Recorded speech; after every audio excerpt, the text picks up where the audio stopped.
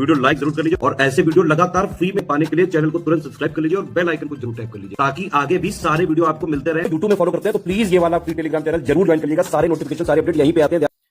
नमस्कार दोस्तों, आप सभी का स्वागत है स्टडी फॉर एग्जाम्स में। दोस्तों, आज हम लोग 26 मार्च के करंट अफेयर को कवर करेंगे। आगे बढ़ने से पहले बताना चाहता हूँ, लेखपाल के नए पैटर्न और सिलेबस के अनुसार हमारा बैच शुरू किया गया। स्मार्ट बोर्ड क्लासेस दी जाएंगे और पीडीएफ नोट दिए जाएंगे और 30 टेस्ट सीरीज दी जाएगी। यह जो बैच आपको ज्ञान सर एजुकेशन ऐप पर मिलेगा। इसमें आपको ज्ञान सर कूपन कोड यूज करेंगे तो आपको जो फीस पे करनी होगी 499 फीस पे करके जो है आप इस बैच से जुड़कर अपनी तैयारी को बेहतर कर सकते हैं। किसी भी जानकारी के लिए 9236693779 पे कॉल या व्हाट्सएप करके जो है जानकारी प्राप्त कर सकते हैं और इस बैच से जुड़कर अपनी तैयारी को बेहतर कर सकते हैं। हाल ही में उत्तर प्रदेश सरकार ने राज्य के सर्वोच्च खेल सम्मान लक्ष्मण और रानी लक्ष्मीबाई पुरस्कार की नगद राशि 3.1 लाख रुपए से बढ़ाकर कितनी करने की घोषणा की है। तो यह जो घोषणा की गई है वह आप जो है 10 लाख रुपए सम्मान राशि दी जाएगी लक्ष्मण और रानी लक्ष्मीबाई पुरस्कार के तहत। बेहद इंपॉर्टेंट प्रश्न है आपके पेपर के लिए। सी ऑप्शन इसका सही आंसर है। मार्च 2026 में हार्मुज जल संधि जैसे संवेदनशील क्षेत्रों में भारत आने वाले तेल और गैस जहाजों की सुरक्षा के लिए भारतीय नौसेना ने कौन सा अभियान शुरू किया है। इसके लिए जो है ऑपरेशन ऊर्जा सुरक्षा जो है भारतीय नौसेना ने शुरू किया है। यह भी परीक्षक दृष्टि से बेहद इंपॉर्टेंट 2026 में जितनी भी परीक्षाएं होने वाली है उनके लिए काफी महत्वपूर्ण जो है यह प्रश्न बन सकता है। हाल ही में उपराष्ट्रपति सीपी राधाकृष्णन द्वारा एकात्म मानव दर्शन भारत का विश्व दृष्टिकोण पर एक अंतर्राष्ट्रीय शैक्षणिक सम्मेलन का उद्घाटन कहाँ किया गया है। यह जो उद्घाटन किया गया है मैसूर कर्नाटक में उपराष्ट्रपति सीपी राधाकृष्णन द्वारा। बी ऑप्शन इसका सही आंसर है। Yes we can end TB theme के साथ विश्व क्षय रोग दिवस 2026 किस दिन मनाया गया है। टीबी दिवस किस दिन मनाया गया है। यह जो मनाया गया है 24 मार्च को मनाया गया है विश्व क्षय रोग दिवस 2026। इस बार की theme yes we can end TB इसकी थीम रखी थी। डी ऑप्शन इसका सही आंसर है। 25 मार्च 2026 को खेलो इंडिया जनजातीय खेल KITG के प्रथम संस्करण का ऐतिहासिक आयोजन भारत के किस राज्य में शुरू हुआ। यह जो शुरू हुआ छत्तीसगढ़ में। खेलो इंडिया जनजातीय खेल का पहला संस्करण जो है छत्तीसगढ़ में शुरू हुआ 25 मार्च से। ए ऑप्शन इसका सही आंसर है। हाल ही में जैविक खतरों और महामारियों के खिलाफ भारत की तैयारी को मजबूत करने के लिए स्वास्थ्य मंत्रालय ने किस प्रमुख कार्यक्रम का अनावरण किया है। इसके लिए जो शुरू किया गया है वह एकीकृत रोग निगरानी कार्यक्रम IDSP का जो है शुभारंभ किया गया है। जैविक खतरों और महामारियों के खिलाफ स्वास्थ्य मंत्रालय ने शुरू किया है एकीकृत रोग निगरानी कार्यक्रम। बी ऑप्शन इसका सही आंसर है। 24 मार्च 2026 को उत्तराखंड के बाद समान नागरिक संहिता UCC विधेयक पारित करने वाला भारत का दूसरा राज्य कौन बन गया है।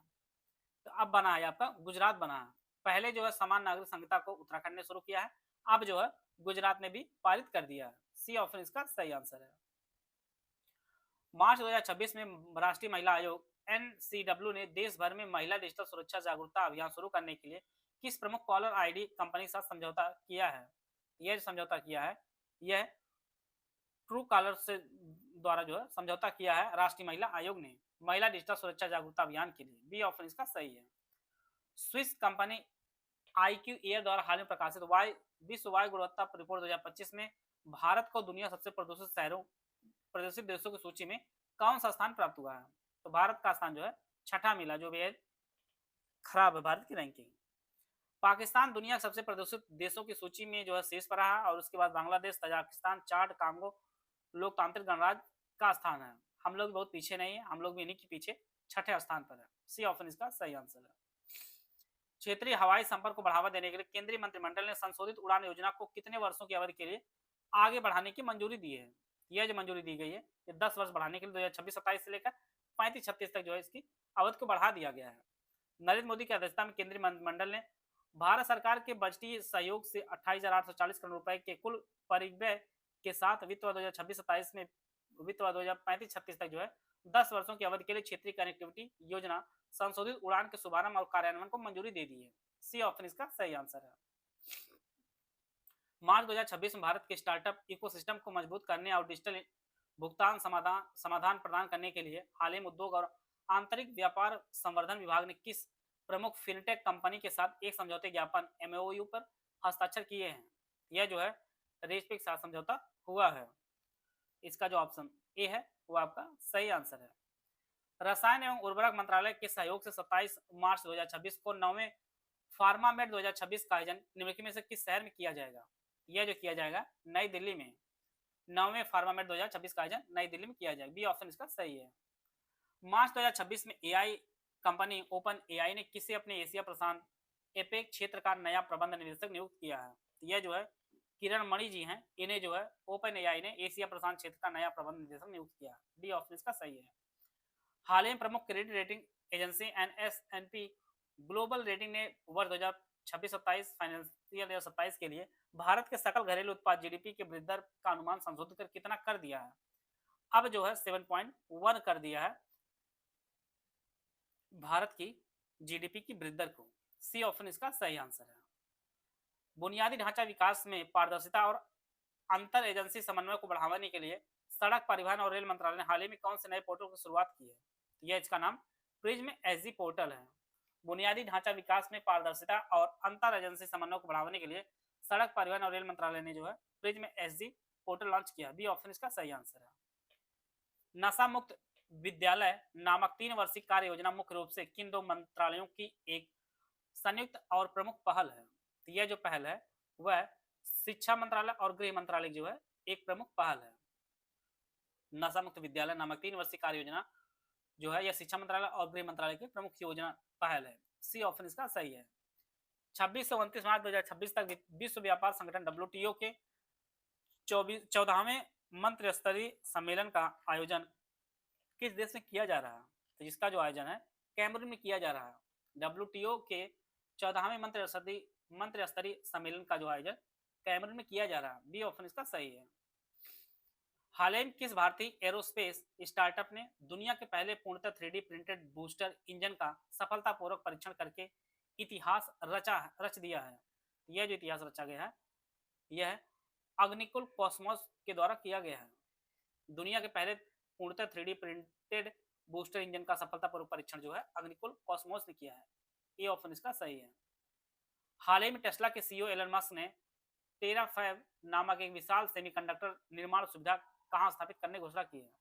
यह जो है ऑस्टिन टेक्सास वहां पर जो है स्थापित करने की घोषणा की है टेस्ला ने। सी ऑप्शन इसका सही आंसर है। हाल ही में प्रमुख अनुसंधान संस्थान ने उन्नत ओपू आईवीएफ ईटी तकनीक का उपयोग करके पहली बार साहिवाल नस्ल के बछड़ों का सफलतापूर्वक उत्पादन किया है। तो यह जो है भारतीय पशु चिकित्सा अनुसंधान संस्थान IVRI ने किया है। इज्जतनगर बरेली स्थित भारतीय कृषि अनुसंधान परिषद भारतीय पशु चिकित्सा अनुसंधान संस्थान ने उन्नत प्रजनन तकनीकों का उपयोग करके स्वदेशी साहिवाल मवेशियों के बछड़ों का सफलतापूर्वक उत्पादन किया है। बी ऑप्शन इसका सही है। इस प्रकार जो है आज के जितने महत्वपूर्ण करंट अफेयर है उनको हम लोग कवर कर लिए हैं। आशा है आप सभी को बहुत कुछ जानने को मिला होगा। आइए हम लोग कल के जो इंपॉर्टेंट न्यूज उनका रिवीजन कर लेते हैं। हाल ही में राज्य सरकार ने अपने वित्त वर्ष 2026-27 के बजट में नागरिकों को वित्तीय सुरक्षा प्रदान करने के लिए इंदिराम्मा पारिवारिक जीवन बीमा योजना शुरुआत की है।